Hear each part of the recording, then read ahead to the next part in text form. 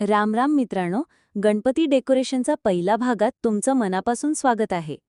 ह्यावर्षीचा Ganpati decoration कसा असेल हा प्रश्न आता सगळ्यांच्या मनात असेल. प्रत्येक वर्षीप्रमाणे ह्यावर्षी सुद्धा आम्ही वेगळ्या आयडियाजवर काम करतोय. मागील वर्षी जे डेकोरेशन केले होते ते खूप छान झाले होतं, पण ह्यावर्षी थोडासा वेगळा टच देण्याचा विचार आहे.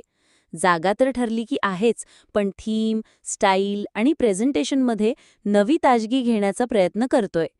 इंटरनेटवर काही सुंदर डेकोरेशन आयडियाज पाहिले, पण त्याच्या थोड्या वेगळ्या व्हर्जनवर काम करतोय, ज्यामध्ये ओरिजिनॅलिटी आणि नवीन क्रिएटिव्हिटी दिसेल.